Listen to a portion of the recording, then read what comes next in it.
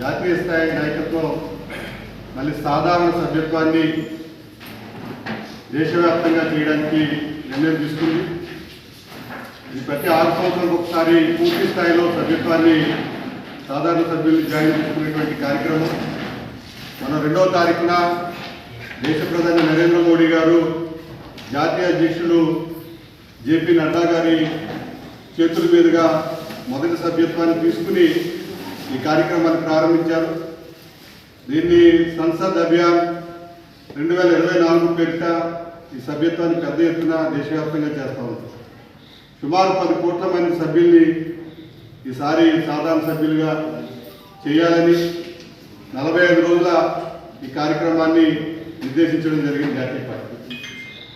దానికి అనుగుణంగా ఇవాళ రాష్ట్ర పార్టీ అలాగే జిల్లా పార్టీలు లాంఛనంగా ఈ కార్యక్రమాన్ని ప్రారంభించాలి. జిల్లాలలో ఈ కార్యక్రమాన్ని ప్రారంభించడానికి పశ్చిమ గోదావరి జిల్లాకి ముఖ్య అతిథిగా రాష్ట్ర మంత్రివర్యులు కేంద్ర మంత్రివర్యులు శ్రీ భూపతిరాజు శ్రీనివాస్ వర్మ గారిని ముఖ్య అతిథిగా పంపించడం జరిగింది.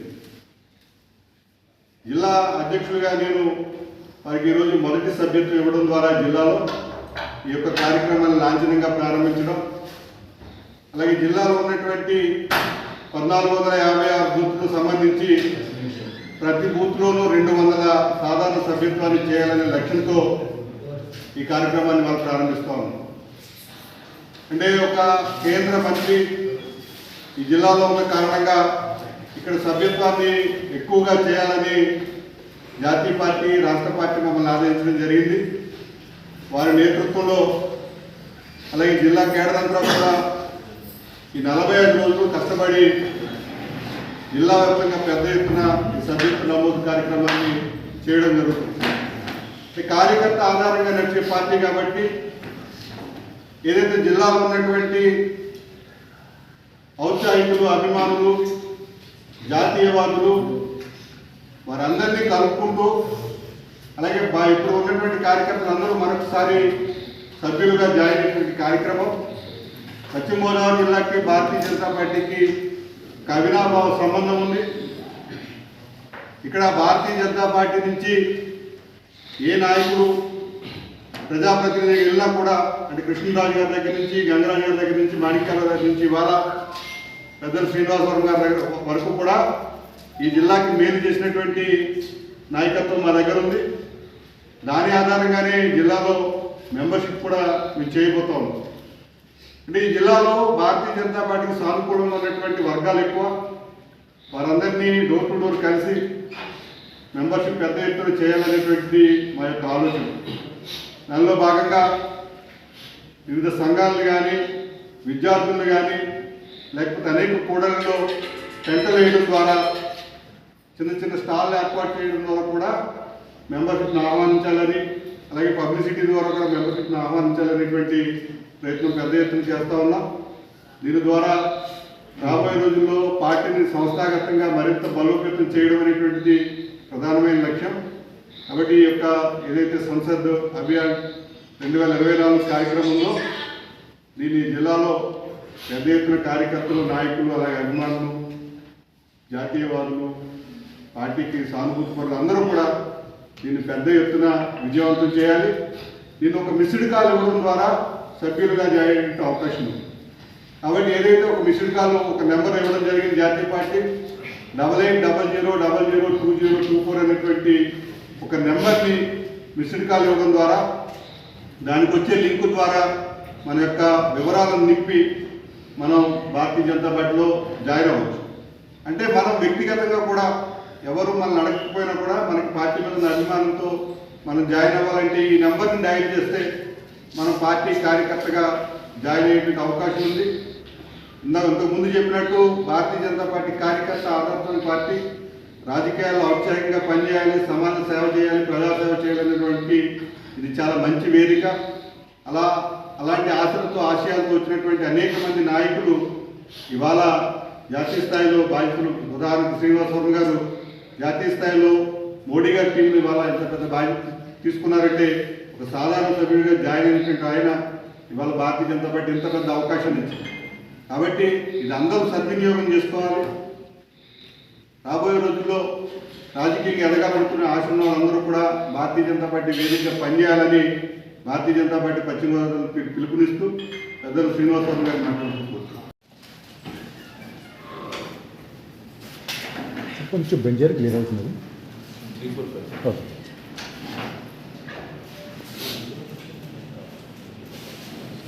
మా ముఖ్య అతిథి ఈనాటి మా మొదటి మెంబర్ కాబట్టి నేను అభినందిస్తూ జిల్లా పార్టీ తరఫున కింద నుంచి పెట్టండి సార్. టైటిల్ ఏంటంటే నాకు సభ్యత్వం ఇస్తున్నటువంటి జిల్లా అధ్యక్షుడు సారాంశం. అధ్యక్షుడు సుప్రీం గారికి నమస్కారం. భారతీయ జనతా పార్టీ సంస్థాగత నిర్మాణంలో కార్యకర్త యొక్క ప్రాముఖ్యత చాలా ఎక్కువ. భారతీయ జనతా పార్టీ కార్యకర్త ఆధారిత పార్టీ. భారతీయ జనతా పార్టీ కార్యకర్తల ఆధారంగా మాత్రమే పనిచేస్తుంది.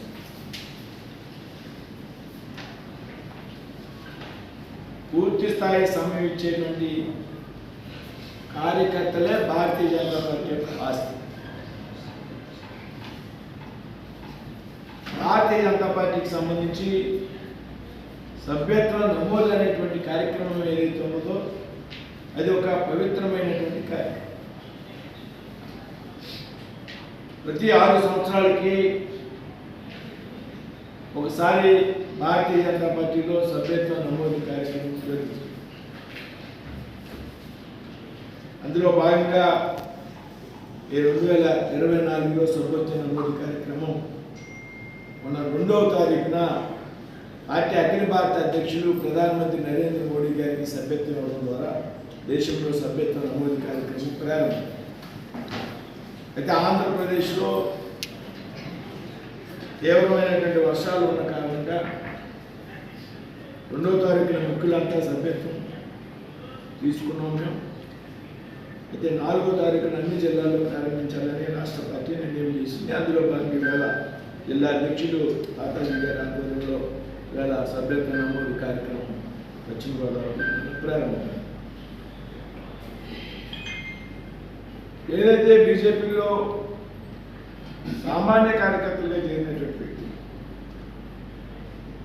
కష్టపడి పనిచేసి మనస్తత్వం ఉన్నటువంటి వ్యక్తులు పనిచేస్తే దేశ ప్రధానమంత్రి వరకు వెళ్ళగలిగేటువంటి స్థాయి అవకాశం ఒక భారతీయ జనతా పార్టీ మాత్రమే. దీనికి అనేక నిదర్శనాలు ఉన్నాయి. గతంలో వాజ్పేయి గారి ప్రధానమంత్రి అయినటువంటి సందర్భం, లేకపోతే మోడీ గారి ప్రధానమంత్రి అయినటువంటి సందర్భం, లేకపోతే మా పార్టీ అఖిల భారత అధ్యక్షులు, రాష్ట్ర అధ్యక్షులు, జిల్లాల అధ్యక్షులు అట్టి సాధారణమైనటువంటి కార్యకర్తగా రాజకీయ జీవితాన్ని ప్రారంభించినటువంటి వ్యక్తి. దాకా అధ్యక్షులు చెప్పారు, దాన్ని నేను కూడా కేంద్ర మంత్రి అయ్యాను అంటే ఇప్పుడు 1990లో సభ్యత్వం తీసుకున్నాను. అహర్నిశలు కూడా పార్టీ కోసం కష్టపడి పనిచేశాను కాబట్టి పార్టీ ఒక అవకాశం కార్యకర్తకి ఇవ్వాలి కాబట్టి అది నాకు పార్టీ ఇచ్చినటువంటి అవకాశం కోరు. ఇది నా గొప్పతనం అని నేను ఎప్పుడు భావించాను. బీజేపీలో కార్యకర్తకి ఇచ్చినటువంటి గౌరవం అని నేను పదే చెప్తాను. అది వేళ నేను కావచ్చు, రేపు ఇంకొకరు కావచ్చు, నిన్న ఇంకొకరు కావచ్చు. కాబట్టి ఈ సభ్యత్వ నమోదు కారణం భారతీయ జనతా పార్టీ ఇప్పటికే ప్రపంచంలో అత్యధిక సభ్యత్వం కలిగినటువంటి రాజకీయ పార్టీ. 2014-15 నుంచి కూడా ప్రపంచంలో అతిపెద్ద సభ్యత్వం కలిగినటువంటి పొలిటికల్ పార్టీ ఏదైనా ఉన్నది అంటే అది భారతీయ జనతా. కాబట్టి ఈ సంఖ్యను మరింత పెంచాలి. ఆంధ్రప్రదేశ్లో కూడా ఇవాళ భారతీయ జనతా పార్టీకి 8 మంది ఎమ్మెల్యేలు, 3 పార్లమెంట్ సభ్యులు, అందులో నేను ఒక మంత్రిగా ఉన్నాను.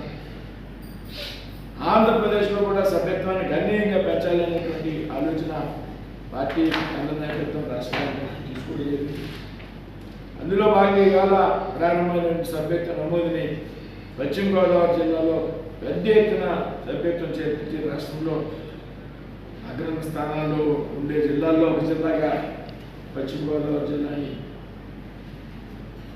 తీర్చిదిద్దడం జరుగుతుందనే విషయాన్ని మేము ముందుంచుతూ రాబోయేటువంటి రోజుల్లో అసెంబ్లీల వారీగా మండలాల వారీగా సభ్యత్వ ప్రముఖుల్ని సభ్యత్వ ఇన్ఛార్జిని పెట్టడం ద్వారా నేను కూడా ఎక్కువ సమయం ద్వారా ఈ సభ్యత్వ నమోదు కార్యక్రమానికి జిల్లా అధ్యక్షులు లేకపోతే జనరల్ సెక్రటరీలు ఇతర ముఖ్యులు అందరూ కూడా పూర్తి సమయం ఈ సభ్యత్వ నమోదు కార్యక్రమం మీద పనిచేసి పెద్ద ఎత్తున జిల్లాలో సభ్యత్వ నమోదు కార్యక్రమాన్ని విజయవంతంగా పూర్తి చేస్తామని ఈ సందర్భంగా మీ అందరికీ తెలియజేస్తాం. వచ్చినప్పుడు రాజకీయాలు మాట్లాడడం మీద అవివేకం, ప్రతిదానికి రాజకీయాలు ఆపాదించడం సరైన విధానం. నేను నిన్ననే అరుణాచల్ ప్రదేశ్ నుంచి వచ్చాను. నేను 27వ తారీఖు నుంచి అరుణాచల్ ప్రదేశ్లో ప్రభుత్వం యొక్క అధికారిక కార్యక్రమం కోసం వెళ్ళాను. నిన్ననే వచ్చి రాత్రి నేను తెలుసుకుంటూ ఉన్న విషయాలు సుజనా చౌదరి గారు, పురంధేశ్వరి గారి అక్కడ ఉన్నటువంటి ఎంపీ కేసులని సిడి గారి శాసనసభ్యులు సుజనా చౌదరి గారు ఉన్నటువంటి ఏరియా ఎక్కువగా అంటే 2 కారణాలు. ఒకటి, దాదాపు 70 సంవత్సరాల తర్వాత ఎంత పెద్ద స్థాయిలో వర్షాలు, ఏదైతే అక్కడ ఉన్నటువంటి చెరువులు పూడ్చివేయడం, డ్రైనేజీ సిస్టమ్ని మెరుగుపరచకపోవడం ప్రధానమైనటువంటి విషయం. ఏ పార్టీ అయినా ఏ ప్రభుత్వం అయినా ఇందులో గతంలో అధికారంలో ఉన్నటువంటి ప్రభుత్వం ఏదైతే ఉందో అది పూర్తిగా సంక్షేమ పథకాల ముసుగులో ఆ సంక్షేమ పథకాలను కూడా పూర్తిగా ప్రజలకు అందకుండా పెద్ద ఎత్తున దోపిడీ చేసినటువంటి ప్రభుత్వం గతంలో ఉన్నటువంటి ఇన్ఫ్రాస్ట్రక్చర్ విషయంలో అది రోడ్లు కానివ్వండి, డ్రైనేజీ కానివ్వండి, ఏమాత్రం కూడా పట్టించుకునేటువంటి ప్రభుత్వం గతంలో అధికారంలో ఉన్నటువంటి ప్రభుత్వం. కాబట్టి కూటమి నాయకులు ఏం చేయట్లేదు. మరి కూటమి వేళ చంద్రబాబు నాయుడు గారు అక్కడే గుడిదాన్ని తెచ్చింది. స్థానిక శాసనసభ్యుడు సుజనా చౌదరి గారు అక్కడే సొంత నిధులతో ఖర్చు పెట్టి అక్కడ ఏర్పాటు పర్యవేక్షించి ప్రకృతి వైపరీత్యాలు వచ్చినప్పుడు అదే నా వైజాగ్ ఎక్కడైనా వస్తుంది, కుదురుది వచ్చింది. ఎవరు ఎక్స్పెక్ట్ చేశారు? ఎవరు అధికారంలో ఉన్నారో అది కుదురుదికి తెలియదు. ఈవేళ ఎవరు అధికారంలో ఉన్నటువంటి వచ్చిన వర్షాలు. కాబట్టి జగన్ గారు వచ్చినటువంటి సందర్భంలో రాజకీయాలు మాట్లాడారు. ప్రభుత్వ వైఫల్యం, ఆయన వైఫల్యం తీవ్రమైనటువంటి వైఫల్యం చెందాడు కాబట్టి ఆయన పరిపాలన సమయంలో కేవలం 11 సీట్లు సరిపెట్టారు. 3 నెలలు కూడా కాలేదు. ఇవాళ వచ్చి ఇది ప్రభుత్వ వైఫల్యమైన ఆయన రాజకీయాలు ప్రస్తావించారు. కాబట్టి ప్రకృతి వైఫల్యాలు ఇచ్చినప్పుడు వైపరీత్యాలు ఏమవుతున్నాయి, ప్రజలకు అడ్డగలిగేటువంటి విషయంలో రాజకీయ పార్టీలన్నీ కలిసి పనిచేయాలి. కానీ దీనికి రాజకీయాలు ఆపాదించి రాజకీయపరమైనటువంటి విమర్శలు చేయడం అనేది సరైనటువంటి విధానం. సుజనా చౌదరి గారితో మాట్లాడుతున్నాను. వీళ్ళ మధ్యాహ్నం రావాలా ఏంటని కోఆర్డినేట్ చేసుకుంటున్నాను. సుజనా చౌదరి గారికి ఉంటే అక్కడ ఉన్న ఆయన లోకల్ ఏరియాలను ఎక్కువ ఆల్రెడీ మేము మా సెంట్రల్ ఆఫీస్కి చెప్పాం, ప్రధానమంత్రి ఆఫీస్తో మాట్లాడాం, అమిత్ షా గారితో మాట్లాడాం, చంద్రబాబు నాయుడు గారితో ప్రధానమంత్రి గారు అమిత్ షా గారు మాట్లాడడం జరిగింది. రాష్ట్రానికి కేంద్ర ప్రభుత్వం ఈ విషయంలో సహకారం అందిస్తుంది. కేంద్ర ప్రభుత్వం ఆంధ్రప్రదేశ్ విషయంలో చాలా చిత్తశుద్ధితో ఉంది. అందుకు నిదర్శనం పోలవరానికి పెద్ద ఎత్తున నిధులు కేటాయించడం, అమరావతి అభివృద్ధికి పెద్ద ఎత్తున నిధులు కేటాయించడం. ఇటువంటి ప్రకృతి వైపరీత్యాలు వచ్చినప్పుడు కూడా ఆంధ్రప్రదేశ్ రాష్ట్ర ప్రజలకి, ప్రభుత్వానికి కేంద్రంలో ఉన్నటువంటి భారతీయ జనతా పార్టీ ఎన్డీఏ ప్రభుత్వం అండగా ఉంటుంది అనేటువంటి విషయంలో ఎటువంటి అనుమానం లేదు. సార్, అరుణాచల్ ప్రదేశ్ 4 రోజుల పాటు అంటే 1వ తారీఖు రాత్రి వరకు నేను అరుణాచల్ ప్రదేశ్ ఈశాన్య రాష్ట్రంలో పర్యటించడం జరిగింది. ఇది నా పోర్ట్ఫోలియోకి స్త్రీలకి భారీ పరిశ్రమకి సంబంధించినటువంటి కార్యక్రమం కాదు. అరుణాచల్ ప్రదేశ్లో వాస్తవంగా స్టీల్ కానీ హెవీ ఇండస్ట్రీకి సంబంధించి యాక్టివిటీ చాలా చాలా తక్కువ. అయితే ప్రధానమంత్రి మోడీ గారు ఏదైతే నార్త్ ఈస్టర్న్ స్టేట్స్ ఉన్నాయో ఈ రాష్ట్రాలన్నింటిలో కేంద్ర మంత్రి పంపించారు. ఉన్నటువంటి ఏదైతే ఎక్కువ ట్రైబల్ జాతి ఉండేటువంటి రాష్ట్ర అరుణాచల్ ప్రదేశ్, అక్కడ ప్రజలతో మమేకం అవ్వాలి కేంద్ర ప్రభుత్వం తరఫున. వారు నిర్లక్ష్యానికి గురవుతున్నారనేటువంటి భావన వాటిలో పెరగడానికి వీలు లేదని నన్ను ప్రధానమంత్రి గారు ప్రతి నెల ఒక నార్త్ ఈస్టర్న్ స్టేట్ వెళ్ళాలని పిఎంఓ కార్యాలయం నుంచి ఉద్దేశించినటువంటి ప్రోగ్రామ్ అనేది Arunachal Pradesh.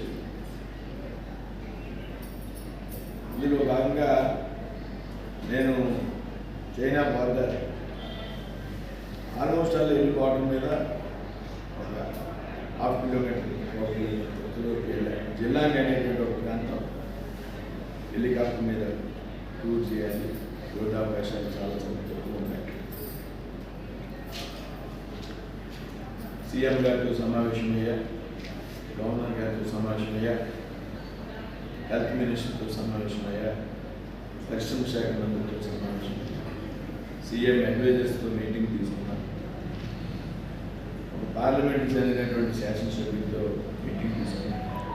Indo Tibetan border ఏదైతే చైనా సరిహద్దు కాపలాగా ఉన్నటువంటి సమావేశమై వాళ్ళ దాదాపు అరుణాచల్ ప్రదేశ్ అంటే ఒక 100 గిరిజన జాతులు ఉన్నాయి.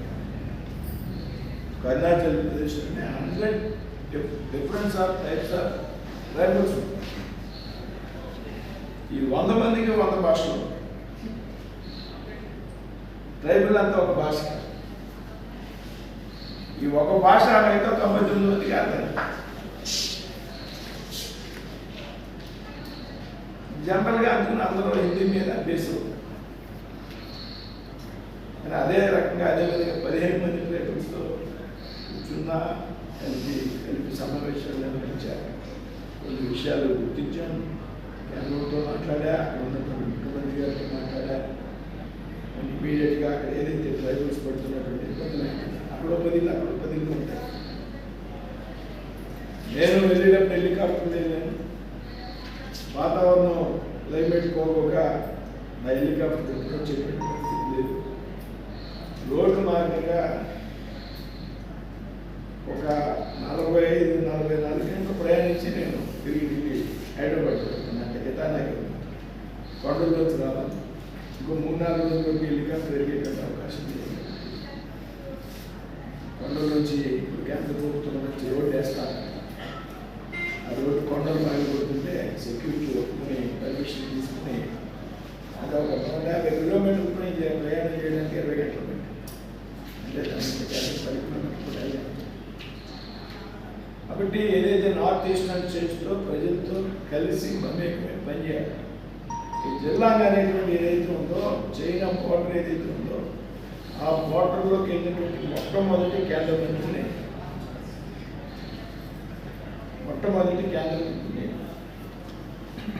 ఈ విధంగా అక్కడ వారితో సమావేశమయ్యా. ఢిల్లీలో వారికి డేట్ ఇచ్చా. కొంతమంది అధికారులకి నేను మాట్లాడితే పరిష్కారం అయ్యేటువంటి విషయాలు 2-3 ఉంటే ఢిల్లీలో వచ్చే వారంలో సమావేశం ఏర్పాటు చేశాను. వారికి సమయం ఇచ్చాను.